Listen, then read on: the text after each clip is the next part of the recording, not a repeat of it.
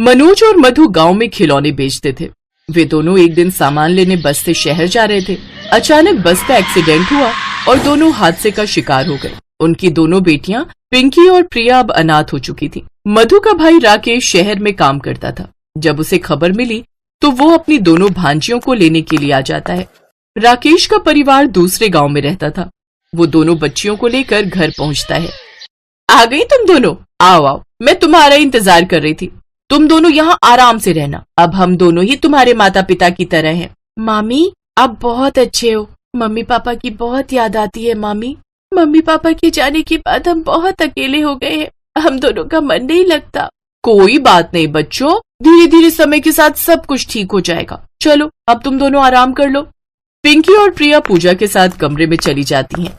ममता, मेरी दोनों भांजियों के लिए तुम्हारा व्यवहार देखकर मैं बहुत खुश हूँ। अब मेरी सारी चिंता दूर हो गई। अब मैं शहर में आराम से काम कर सकता हूँ। और तुम चिंता मत करो, मैं इन दोनों के भी खर्चे के पैसे भेज दिया करूंगा। तुम इन दोनों को खूब प्यार से माँ की तरह रखना। आप चिंता मत करो, आप शहर में आराम से काम करना। यहाँ मैं सब कुछ संभाल लूंगी। और वैसे भी अब तो माँ भी आने वाली है, वो मेरे पास ही रहेंगी। उनके आने से थोड़ा मन लग जाएगा। ये तो और भी अच्छी बात है। फिर मैं 1-2 दिन में शहर चला जाता हूँ। राकेश 2-3 दिन बाद शहर चला जाता है और पीछे से ममता की माँ, जो दूसरे गांव रहती थी, वो रहने आ जाती है। अब ममता का असली रूप सामने आता है। माँ, मैं स्कूल जा रही हूँ। हाँ हाँ बिटिया जा, आराम से जाना। अच्छा मामी, हम दोनों भी जाएं स्कूल? हम दोनों भी तैयार हो गए हैं। तुम दोनों रुको, मुझे तुम दोनों से थोड़ा काम है। तुम दोनों बाद में जाना। जा पूजा, तब तक तू स्कूल पहुंच। ये दोनों आ रही हैं। जाओ दोनों रसोई में जाकर चाय और रोटी बना लो। माँ को दवाई लेनी है और मेरे घुटनों में दर्द है, मैं ज्यादा काम नहीं कर सकती। थोड़ी देर बाद स्कूल चली जाना। पिंकी और प्रिया उदास मन से रसोई में जाती हैं और चाय रोटी बनाने लगती हैं।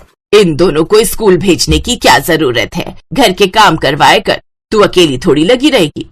नहीं माँ, स्कूल तो इन्हें भेजना ही पड़ेगा मुझे, नहीं तो इनके मामा को पता चल जाएगा कि ये दोनों स्कूल में नहीं पढ़ रही। पर मैंने कुछ सोचा है जिससे चित भी मेरी होगी और पट भी मेरी। ममता बहुत चालाक थी। वो जानबूझकर हर सुबह पिंकी और प्रिया को स्कूल के लिए लेट कर देती ताकि वो दोनों स्कूल से वापस आ जाए और घर के सारे काम करें। अब रोजाना स्कूल देर से जाने के कारण पिंकी और प्रिया की पढ़ाई पर बहुत बुरा असर होने लगा, जिससे टीचर भी उन्हें डांटने लगी। क्या बात है पिंकी और प्रिया, तुम दोनों बहनें रोजाना स्कूल देर से आती हो? ऐसा नहीं चलेगा। अगर तुम दोनों समय पर स्कूल नहीं आई तो तुम दोनों के मामा जी को मैं खबर कर दूंगी। मैडम जी, हमारे मामा जी को मत बताना, हम कल से टाइम पर आया करेंगे। पिंकी और प्रिया अपनी मामी से ये बात कहती हैं तो वो गुस्से में आ जाती है। अगर तुम्हारे मामा जी तक ये बात पहुंची कि तुम दोनों देर से स्कूल जाती हो तो वो मेरा कुछ नहीं बिगाड़ पाएंगे। तुम ही दोनों को डांटेंगे वो, और तुम दोनों का नाम स्कूल से कट जाएगा। पिंकी और प्रिया दोनों अनाथ मासूम बच्चियां किसी से कुछ नहीं कह पाती। वो अगले दिन फिर लेट हो गई क्योंकि ममता ने उन्हें घर के बहुत सारे काम पकड़ा दिए थे। पिंकी और प्रिया स्कूल से वापस आते हुए एक पेड़ के नीचे बैठ गई और बहुत तेज रोने लगी। मम्मी पापा, आप हमें छोड़कर क्यों चले गए? आपकी तरह हमारा कोई ख्याल नहीं रखता। जब से मम्मी पापा गए हम दोनों बिल्कुल अकेले हो गए। हमारी कोई बात नहीं सुनता। भाभी हमसे घर के सारे काम करवाती है। हम स्कूल भी नहीं जा पाते। हम मामा जी को भी नहीं बता सकते। पिंकी और प्रिया जिस पेड़ के नीचे बैठी रो रही थी, उसी पेड़ के ऊपर एक जिन्न सो रहा था। पिंकी और प्रिया के रोने की आवाज से उसकी नींद खुल गई और वो पेड़ से नीचे आ गया। पिंकी और प्रिया उस जिन्न को अपने सामने देखकर घबरा जाती हैं। पिंकी और प्रिया जिन्न को सारी बात बताती हैं। दोनों मासूम बच्चियों की बात सुनकर जिन्न का भी मन भावुक हो जाता है। अच्छा तो ये बात है, मेरे पास तुम्हारी इस परेशानी का हल है। मैं तुम्हें जादुई स्कूल यूनिफॉर्म दूंगा, जिसे पहनते ही तुम स्कूल पहुंच जाओगी। इससे तुम्हें देर भी नहीं होगी। ये जादुई स्कूल यूनिफॉर्म पहनने के बाद तुम इस यूनिफॉर्म से जैसा कहोगी ये वैसा ही करेगी। तुम्हें खुद काम नहीं करने पड़ेंगे। अब सब कुछ इस जादुई स्कूल यूनिफॉर्म के आदेश पर होगा, और अगर किसी ने भी इस स्कूल यूनिफॉर्म को नुकसान पहुंचाने की कोशिश की तो उसे इसकी सजा मिलेगी। अच्छा, अब मैं किसी दूसरे पेड़ पर सोने जा रहा हूँ। तुम इस स्कूल यूनिफॉर्म को लेकर जाओ और आराम से रहो। जिन भैया, आप बहुत अच्छे हो। थैंक यू जिन भैया। जिन उन्हें जादुई स्कूल यूनिफॉर्म देता है और वहां से गायब हो जाता है। अब अगले दिन से पिंकी और प्रिया स्कूल यूनिफॉर्म पहनकर जैसे ही तैयार होती तो उनके कहने पर यूनिफॉर्म अपना जादू दिखाना शुरू कर देती। जादुई यूनिफॉर्म, हमारे लिए झट से चाय बनकर तैयार हो जाए। यूनिफॉर्म के जादू से चाय बन गई, हम सारे काम करवा सकते हैं। अब हम दोनों को स्कूल भेज दो। पिंकी और प्रिया झट से स्कूल के गेट पर पहुंच जाती हैं। अभी बच्चे जाना शुरू हो रहे थे। पिंकी और प्रिया टाइम पर स्कूल पहुंची थी और एक रात जब पिंकी और प्रिया सो रही थी तो ममता ने उनके सामान में जादुई स्कूल यूनिफॉर्म देख ली। अरे, मैंने तो इन दोनों को फटी पुरानी स्कूल यूनिफॉर्म पहनने के लिए दी थी। इन दोनों के पास ये इतनी नई और सुंदर स्कूल यूनिफॉर्म कहाँ से आई? जरूर इन दोनों ने ये स्कूल यूनिफॉर्म खरीदी होगी। मैं अभी ये स्कूल यूनिफॉर्म छुपा देती हूँ। ममता वो स्कूल यूनिफॉर्म छिपा देती है। अगले दिन पिंकी और प्रिया जब सोकर उठी तो उन्होंने देखा कि यूनिफॉर्म गायब है। वो दोनों परेशान हो गई और उन्होंने ममता से पूछा, मामी, हमारी स्कूल यूनिफॉर्म थी, आपने कहीं देखी है क्या? वो यूनिफॉर्म तुम्हें नहीं मिलेगी। पहले ये बताओ वो नई यूनिफॉर्म कहाँ से आई? तुम दोनों के पास इतने पैसे कहाँ से आए? हाँ, तुमने मेरे पैसे तो नहीं चुराए थे?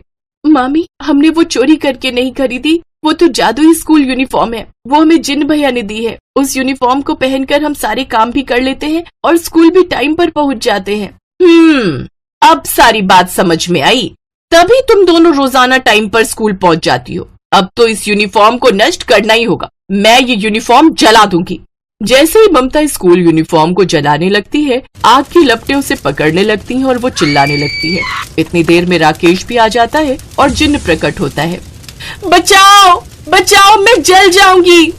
तुमने पिंकी और प्रिया को बहुत दुख दिए हैं, उन पर बहुत अत्याचार किए हैं। अब तुम्हें सजा से कोई नहीं बचा सकता। नहीं नहीं, हमें माफ कर दो। मेरी बेटी को छोड़ दो जिन्न बेटा। जिन्न आग को बुझा देता है।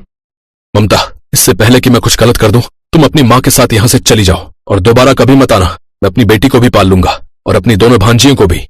नहीं नहीं, मुझे माफ कर दो। अगर आप सब नहीं होगे तो मैं यहाँ रहकर क्या करूंगी? मेरा भी तो आप सबके बिना कोई नहीं है। पिंकी, प्रिया, मुझे माफ कर दो। मुझसे बहुत बड़ी भूल हो गई। मामा जी, मामी को कुछ मत कहो, उन्हें माफ कर दो। हम पहले ही अपने मम्मी पापा को खो चुके हैं, अब मामी को नहीं खोना चाहते। जिन भैया, आप भी मामी को माफ कर दो। पिंकी और प्रिया की बातें सुनकर ममता की आंखों में आंसू आ जाते हैं। वो बहुत शर्मिंदा होती है। राकेश के साथ साथ जिन्न भी ममता को माफ कर देता है। ममता वादा करती है कि अब वो पिंकी और प्रिया के साथ कभी गलत व्यवहार नहीं करेगी।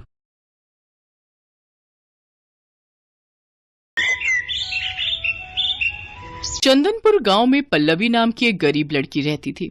उसके पिता एक मजदूर थे और माँ घर संभालती थी। पल्लवी गांव के ही एक स्कूल में पढ़ती थी। पल्लवी की क्लास टीचर अनुराधा मैडम बहुत अच्छी थी। सभी बच्चे उससे बहुत प्यार करते थे, लेकिन उनका ट्रांसफर कहीं और होने के कारण आज स्कूल में उनका आखिरी दिन था। गुड मॉर्निंग मेरे प्यारे बच्चों, आज मेरा इस स्कूल में आखिरी दिन है। अब तुम्हारी नई टीचर नीलम मैडम तुम्हें पढ़ाएंगी। आप सब बच्चे बहुत अच्छे हो और खासकर पल्लवी तुम अपनी पढ़ाई मत छोड़ना। अच्छा, अब मैं चलती हूँ। आप सब बच्चे अपना ख्याल रखना और खूब मन लगाकर पढ़ना। अनुराधा मैडम, आप बहुत अच्छी टीचर हैं। आप बहुत अच्छा पढ़ाती हैं। हम सबको आपकी बहुत याद आएगी। आप प्लीज मत जाइए। हाँ मैडम, हम आपको बहुत मिस करेंगे। आप रुक जाइए ना प्लीज। बेटा, मेरा जाना जरूरी है। मेरा ट्रांसफर दूसरे स्कूल में हो गया है। मैं भी तुम सबको बहुत मिस करूंगी। अपना ख्याल रखना। Good bye. अनुराधा मैडम वहाँ से चली जाती हैं। उनकी जगह नीलम मैडम उस स्कूल में पढ़ाने आती हैं। नीलम मैडम बहुत ही गुस्से वाली और खड़ूस स्वभाव की थी।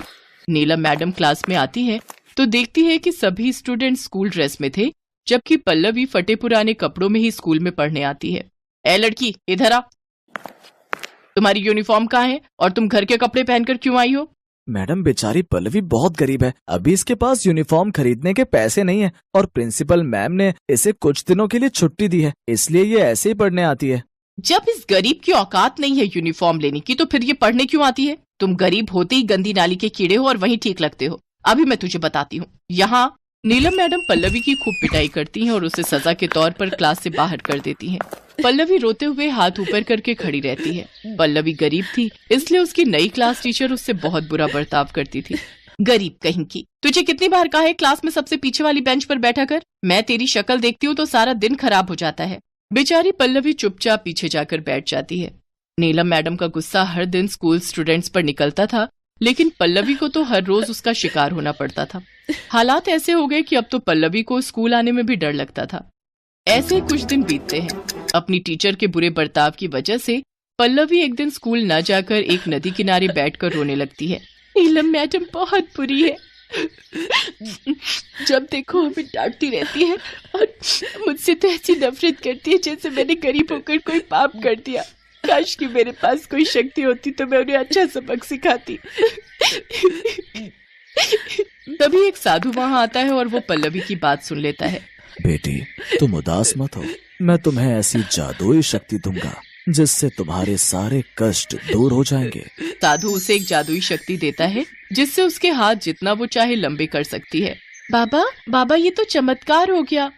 पल्लवी खुशी खुशी स्कूल जाती है और वहाँ जाकर ये बात सभी बच्चों को बताती है। कुछ देर बाद नीलम मैडम क्लास में आती है। वो जैसे ही ब्लैक बोर्ड पर कुछ लिख रही होती है तभी पल्लवी अपने लंबे हाथ बढ़ाते हुए उसकी पीठ पर चोटी काट देती है। नीलम मैडम पीछे मुड़कर देखती है, फिर वो ब्लैक बोर्ड की तरफ देखकर पढ़ाने लगती है। कुछ देर बाद पल्लवी फिर से उनकी पीठ पर चोटी काट देती है। लगता है कपड़ों पर चींटी चढ़ गई है। उफ, अब मुझसे तो नहीं पढ़ाया जाता। ऐसा करती हूँ आज कुर्सी पर बैठकर आराम करती हूँ। वैसे भी इन गरीबों ने कौन सा पढ़ लिख कर कलेक्टर लग जाना है। पल्लवी की इस हरकत को देख सभी बच्चे मंद मंद मुस्कुरा रहे थे। फिर मैडम कुर्सी की तरफ देखकर कहती है, ओफो, ये मेरी चेयर कितनी गंदी है। ए गरीब लड़की, चल इधर आ और इसे जल्दी से साफ कर। जी मैडम, लेकिन उसके लिए मुझे वहाँ आने की जरूरत नहीं। तभी पल्लवी अपने हाथ बढ़ाती है और चेयर तक ले जाती है और क्लास में सबसे लास्ट बेंच पर बैठे बैठे ही चेयर साफ कर देती है। उसके लंबे हाथों को देखकर नीलम मैडम डर जाती है। ये क्या है? घबराइए नहीं मैडम, ये मेरे लंबे हाथ हैं। दरअसल हमारे परिवार को वरदान मिला हुआ है कि जब भी कोई 8 साल का हो जाता है तो उसके हाथ अपने आप लंबे हो जाते हैं। ये कैसा वरदान है? नीलम मैडम डर के मारे स्टाफ रूम चली जाती है। अगले दिन जब वो क्लास में बच्चों को पढ़ा रही होती हैं। हाँ तो बच्चों, अब कौन ये मैथ का सम सॉल्व करके दिखाएगा? अरुण, तुम बताओ।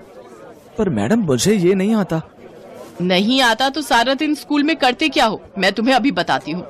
वो डंडे से उसकी पिटाई करने ही वाली होती है कि तभी पल्लवी अपने लंबे हाथों को बढ़ाकर एक हाथ से डंडा और दूसरे हाथ से नीलम मैडम की गर्दन पकड़ लेती है। बचाओ, रोको अपने लंबे हाथों को रोको। आज ये हाथ नहीं रुकेंगे मैडम। बोलो मैडम, आज के बाद किसी बच्चे को टॉर्चर करोगी, उसे मारोगी? आज के बाद अगर किसी को भी आपने परेशान किया तो आपके लिए अच्छा नहीं होगा। नहीं, मुझे माफ कर दो। मैं आपसे किसी को कुछ नहीं कहूँगी। मुझे माफ कर दो बच्चों। उस दिन के बाद नीलम मैडम सब बच्चों के साथ बहुत अच्छे से पेश आने लगी और खासकर पल्लवी से। उसे अब वो कभी कुछ नहीं कहती। पल्लवी के लंबे हाथों की वजह से आज सब बच्चों को नीलम मैडम के अत्याचारों से मुक्ति मिल चुकी थी।